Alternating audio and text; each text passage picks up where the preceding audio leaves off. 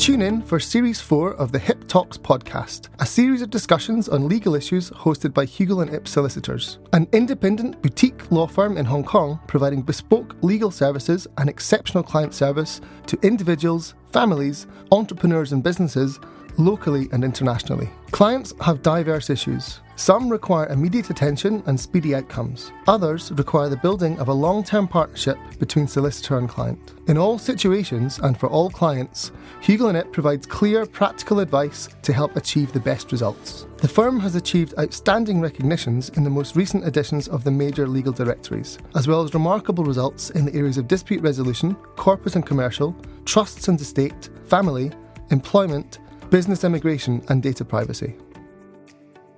Hello, my name is Jeffrey Chan. I'm a trainee solicitor of Hugel & Ip. I'm here today with Geraint Ho, associate of our dispute resolution department. Good morning, Geraint. Morning, Jeffrey. How are you? I'm good, Geraint. So today we're going to be talking about internet scams and cryptocurrency. But before we get into that, Geraint, what are some common internet scams that people fall victim to? That's a good question, Jeffrey. Nowadays, internet scams and online schemes have evolved in recent years because people have been getting wiser to the older types of frauds and scams. But let us begin with a classic, which is the mainland authority scam. What normally happens is that the victim will receive a phone call from someone who claims to be part of the mainland law enforcement authorities and say that the victim is being investigated as part of sort of investigations into, for example, cybercrime or money laundering operations. They will ask the victim to normally transfer funds into a designated bank account and claiming that this money will be returned after the investigation has concluded. And so obviously, once the victim transfers the money, it's never seen again. But Jeffrey, since today's topic is about cryptocurrencies, one example I would give of a crypto scam would be the rug pull, which you might have heard of. So what normally happens is that a developer or a creator of a cryptocurrency project will spend a lot of time and effort to promote their cryptocurrency project. And this is done with the hope or intention of attracting transactions and basically raising the price on the market. Now, the developer, who normally already owns a substantial stake in this cryptocurrencies, waits for the price to go up and then basically sells all of his tokens on the market at when the price is high. And then he just basically disappears and then abandons the project. This leaves all the other investors or people who buy into the cryptocurrency project with something that is basically worthless. This is basically analogous to a pump and dump scheme, which you might see on the stock market. There are also things such as ransomware attacks on cryptocurrencies where users' computer systems or software might get locked out, and then the hacker basically demands payment in cryptocurrency because it's more anonymous than, say, if they wanted their ransom paid through a bank account. And relating to hacking, there's also things such as hacking of email accounts and cryptocurrency wallets, and the latter has become increasingly common nowadays. Well, that's terrible. But my understanding is that cryptocurrency, it's a relatively new concept and it's largely unregulated. So in the event that someone does fall victim to one of these scams, is there anything that could be done to protect their interests? The short answer is yes. Now, while the number of cases in Hong Kong addressing cyber fraud involving cryptocurrencies is very new, obviously because the whole idea of a cryptocurrency is quite novel, cases regarding cyber fraud for fiat currency, or in other words, normal currencies, have been around for a substantial amount of time. The Hong Kong courts, like other common law jurisdictions such as England and Wales, the US and Australia, have legal tools and remedies in place to basically trace, freeze, and recover these stolen assets. The most common tool that we litigators use is the freezing injunction, and this comes in two forms. One is a freezing injunction regarding money, and in legal terms, we call this a Mareva injunction. This can be obtained if the plaintiff has established there is a fraud. Now, the scope of the injunction can either be domestic, in other words, it's limited to use in Hong Kong, or if it's appropriate, it can be extended globally. Now, the way this injunction works is that it basically freezes defendant's assets up to a specified amount, and this reference amount is normally the amount of loss that the victim has suffered as a result of the fraud. Now, to apply for this freezing injunction, the plaintiff has to show that there is a balance of convenience test, which is in favor of granting the injunction, and more importantly, that there is a real risk of this asset being dissipated if the injunction is not granted. And so this injunction needs to be in place pending the judgment so that the victim can eventually have something to recover. The other type of freezing injunction is what is known as a proprietary freezing injunction, where the victim says that a certain asset belongs to him or her, and this needs to be kept in place while the court proceedings are ongoing. So because the victim is making a claim based on what we call a proprietary claim, in other words, asserting that the asset belongs to him and not the fraudster, the threshold for getting this injunction is less onerous than, say, getting a freezing injunction through the Mareva route. The plaintiff basically needs to show that there is a serious issue to be tried on the merits, and there is no need to show a risk of dissipation, which normally is quite a substantial burden on the victim to show. In appropriate cases, the Hong Kong courts can and do grant both injunctions at the same time, so that gives a sort of added level of protection to the victim. Now, obviously, the protection offered by a Mareva injunction is greater because it extends to all assets owned by the defendant or the fraudster, and it's only limited up to a specified amount rather than the proprietary injunction, which is specified to a certain asset class. But as mentioned, the threshold for getting a Mareva injunction is higher. Well, all right, but isn't it quite common in cases of fraud for fraudsters to transfer the stolen monies across multiple different bank accounts in many different jurisdictions? So when that happens, is there any way to track down where all this money has gone? Yes. Normally in Hong Kong, what we do is we obtain a banker's trust order. Now, this is an order that allows the victim to find out how much money has gone to a certain bank, particularly to which account, and whether there have been any further transactions into or out of that account. Now, this is an application made against the bank where the victim believes the money has gone to, and normally, once certain thresholds are met, normally by proving that the victim has a proprietary claim against the money, the banks will generally not object too much to this application, and they will give the needed disclosures.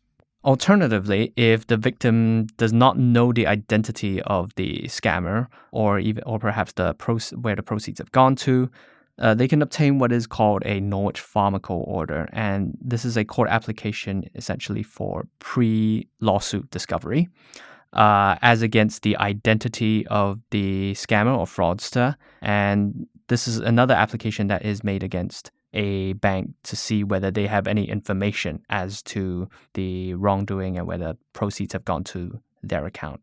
For completeness, I should also mention that there was a previous practice where if a victim reported a scam to the police can identify a bank account. The police can issue what is known as a letter of no consent, and this would effectively freeze the account without the victim having to go to court for a separate injunction order. However, in the beginning of 2022, the Hong Kong court has ruled that this regime of letters of no consent is not constitutional, and so it is quite doubtful whether the police will continue with this practice going forward. So the safest way, if not the only way, for ensuring that assets do not get dissipated in the meantime is for the victim to apply to the courts for an injunction. So once the fraudster's bank accounts have been properly identified and the funds therein have been frozen, what's next? How do you actually get your money back? Well, the victim is going to have to go through legal proceedings in the civil courts to get a judgment. Now, normally, these fraudsters do not respond to proceedings, and so getting the judgment itself is not that complicated. Once the judgment is obtained, the victim can apply to enforce that judgment. Enforcement is normally done in two ways. One is through a proprietary declaration or a vesting order. So what happens is that the court can make an order to vest the money or that declare that the money belongs to the victim. And this basically avoids arguments if, for example, there have been multiple scams taking place, multiple victims, and the proceeds have all gone to the same location. And this allows the plaintiff to avoid arguments of who owns what. And this vesting order can also compel the bank to transfer funds to a plaintiff. Alternatively, there is a procedure called the garnishee application, where if the fraudster has a bank account, the plaintiff or the victim can apply to the court for a declaration that the money held in the bank account should be used to pay for the judgment amount. Well, it's certainly reassuring to know that there are means to recover your funds after falling victim to a scam. But everything that we've talked about so far applies to fraud relating to fiat currency. What are the complications that can arise when cryptocurrency is involved instead? That's a very good question. Now, one of the main issues that we had to deal with in the past is, can cryptocurrencies even be regarded as property? Now, we like to think of cryptocurrencies as ledgers or transactions in a blockchain, and this makes it completely intangible, and for all intents and purposes, it's a virtual asset. So there is the question of whether it's something that the courts will sort of bite onto and allow to be enforced or made the subject matter of a lawsuit. Fortunately, there was an English case called AA against Persons Unknown, which determined that Bitcoin was, in fact, a form of property under English law, and we believe this can be extended to other forms of cryptocurrencies. More recently, there is the Lavinia Deborah Osborne case, also in the English courts, which determined that NFTs can be made the subject of freezing injunctions, and so they can be frozen in a wallet pending proceedings for recovery. And this is obviously good news for holders of cryptocurrencies and NFTs, because this basically establishes that your assets can be made the subject of a lawsuit, and it can be protected with injunctions pending recovery from a scam. Well, that's certainly good to hear. Earlier, you mentioned that we can use proprietary claims to protect funds by putting the same on trust. Is this something that can be done with cryptocurrency? Yes, and this is again per English court decisions in recent years. And of course, as you mentioned, Jeffrey, this is very relevant because it enables relief such as proprietary injunctions, banker's trust order, and other proprietary declarations and vesting orders to be made in respect of cryptocurrencies, because those are dependent on cryptocurrencies and NFTs being able to be held on trust or made the subject of a proprietary claim. Well, another issue is that cryptocurrency is a virtual asset, so it's not really confined to a specific location. In this case, how do we pursue a claim, or rather, where do we pursue this claim? Well, Jeffrey, again, we want to follow precedents in other jurisdictions, as in Hong Kong, we don't have that many cases. I want to mention the English court decision called the Ion Science case. And in that case, the court basically determined that the appropriate jurisdiction to bring a claim is the place where the owner of the cryptocurrency is domiciled. And I should also want to mention that in the Ion Science case, a banker's trust order was given, and that's another example of relief that is available to victims of a cryptocurrency scam. Well, so far we've been talking about cases from overseas regarding cryptocurrency. What about Hong Kong? How do the Hong Kong courts view how to deal with a cryptocurrency fraud situation? Now, Jeffrey, as I mentioned, Hong Kong courts regarding cryptocurrency disputes and frauds are quite uncommon given that the whole subject matter is quite recent. But I can give an example of a very, very recent judgment named Samara and Dan, where the Hong Kong court did grant various remedies in a case over bitcoins that were misappropriated by a fraudulent agent. So to summarize, the plaintiff's case that he got into an oral agreement with the defendant, where the defendant was to sell the plaintiff's bitcoin on an exchange for a commission. So the plaintiff transferred a lot of his bitcoins into several wallets or cryptocurrency wallets belonging to the defendant, and these wallets were held with an exchange called Gatecoin Limited. So it was functional back then, but it's defunct now. Because the plaintiff couldn't open his own bank account in Hong Kong to handle the sales proceeds, he also agreed with the defendant that the sale proceeds from these bitcoins be deposited in the defendant's bank account, also in Hong Kong. And then the defendant would give his login details and password for the plaintiff to log in and make his own transfers to the plaintiff's personal accounts in other countries. So initially, this arrangement worked and the plaintiff was able to get his sale proceeds, but he was subsequently locked out of the defendant's bank account. So he basically had no longer had access to the defendant's account and could not retrieve the sale proceeds of his Bitcoin. So what the plaintiff did was he sued the defendant for a failure to account for the remaining Bitcoins and sale proceeds. The defendant's defense was that he was basically a Bitcoin trader and he had previous transactions with the plaintiff, and the relationship between them was simply buyer and seller dealing directly with each other. The defendant also said that the Bitcoins that were transferred to him were done so in his capacity as a purchaser and that he had paid for the Bitcoins himself, either through cash or wire transfers from his Hong Kong bank account.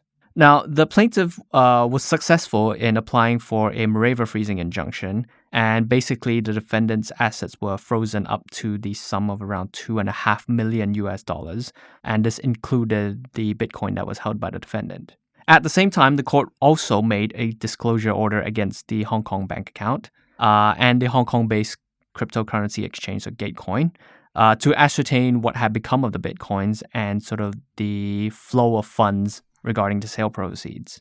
Using this information, the plaintiff was able to trace the sale proceeds, and so he applied for and obtained proprietary injunctions over the relevant Bitcoins and the sale proceeds. So the matter eventually went to trial, and the court essentially found for the plaintiff. The court determined that the defendant was basically acting as an agent of the plaintiff. The Bitcoins were transferred to him and were entrusted to him to sell on the plaintiff's behalf. And so the defendant basically owed fiduciary duties to the plaintiff as an agent, and so these duties and obligations had been breached and inquiry as to what was due and owing to the plaintiff. In terms of remedies, the court basically gave the following, which is, firstly, a declaration that the Bitcoins and sale proceeds were held by the defendant unable to recover the Bitcoins and the money, an order compelling the defendant to transfer cryptocurrency exchanges, representing the proceeds of sale for the Bitcoins to the plaintiff. Thirdly, an order for the defendant to provide an account. And it's quite reassuring to know that the court has sided with the plaintiff in that case. But what does that really mean? What are the implications of this case? Well, it's a good thing you asked, Jeffrey. This is one of the first cases in Hong Kong that involved cryptocurrencies that have actually gone to trial. And so what is good news for us is that the Hong Kong court appears to accept that cryptocurrencies can be treated as assets, and the court is prepared to grant proprietary remedies and even, in fact, other remedies in respect of cryptocurrencies. And this treatment is consistent with the cases that we have discussed in England. As mentioned again, the availability of these proprietary remedies is very important because a victim is entitled to recovery of their cryptocurrencies or the fruits of their proceeds and not merely damages, which are only assessed at a particular point in time. And we know that cryptocurrencies can be very, very volatile. And so a victim would probably prefer to recover the currencies themselves if that is an option. So one other thing I want to mention is that it shows the Hong Kong court is very prepared to grant freezing orders and injunctions even on an interim basis, pending the trial of the proceedings. And so this is one way that the victim can preserve the status quo while the dispute is being determined. So, Geraint, earlier when we were talking about fiat currency, you've talked about using bankers' trusts orders, Norwich Pharmacal orders to trace the proceeds of the funds. What are the differences in the steps that need to be taken in order to trace the funds in the case of a fraud involving cryptocurrency instead? Well, I would say there's actually an advantage to the victim if the fraud was conducted as regards cryptocurrencies compared to fiat currencies. This is because when there is a fraud or a scam involving fiat currency, acting quickly is very essential and time is of the essence.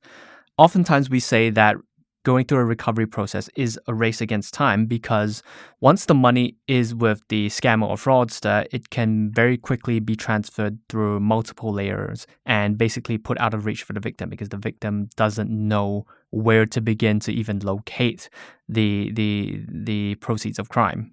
Oftentimes, a victim might end up having to go to court multiple times against multiple banks for various bankers' trusts or disclosure orders just to even locate the proceeds of the scam.